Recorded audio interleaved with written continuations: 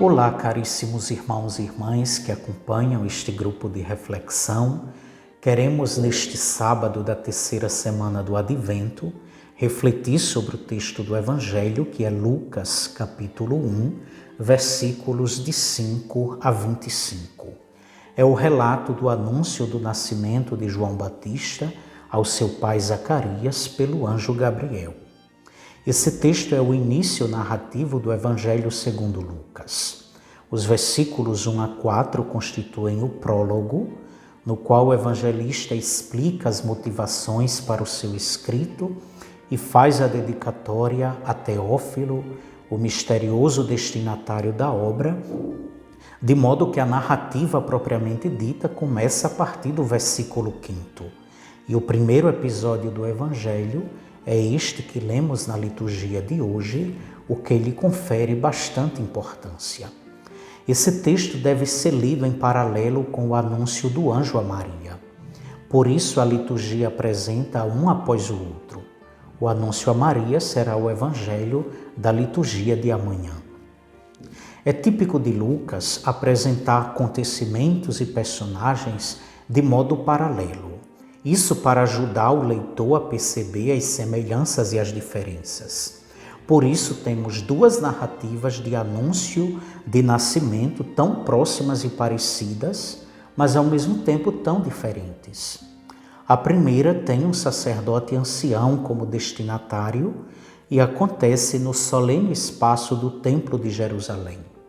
A segunda tem como destinatária uma jovem mulher e acontece no espaço simples de uma casa na Galileia. O texto de hoje começa com uma indicação temporal, no tempo de Herodes, rei da Judeia.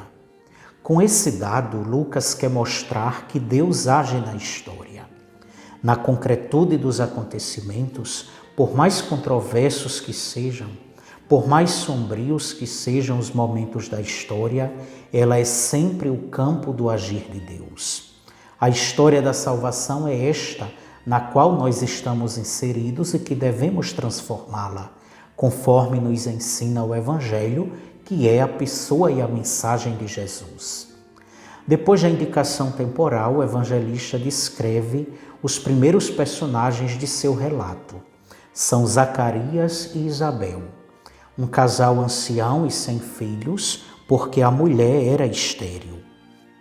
Para o povo de Israel, a esterilidade era sinal de desgraça. Isso porque privava o casal de beneficiar-se de uma das promessas de Deus, a descendência.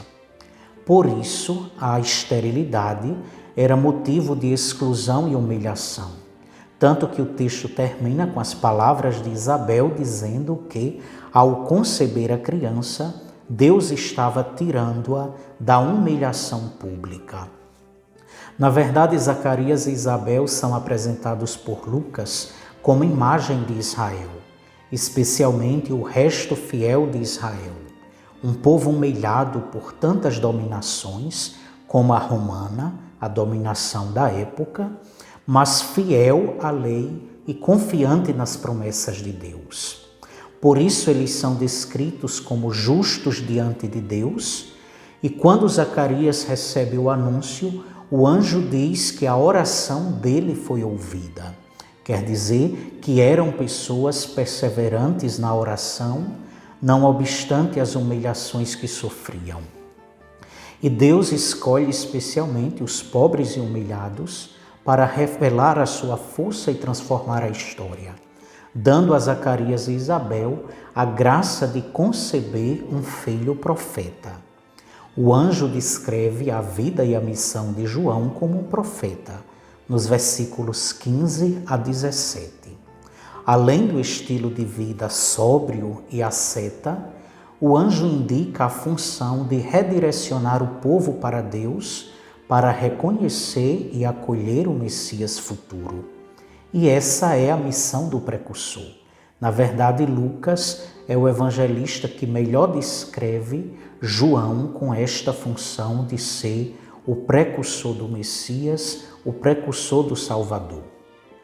Zacarias fica embaraçado diante do anúncio, o que é normal, pois na Bíblia praticamente todos os relatos de comunicação direta entre um mensageiro de Deus e um ser humano surge o temor, que não significa medo, mas a reverência.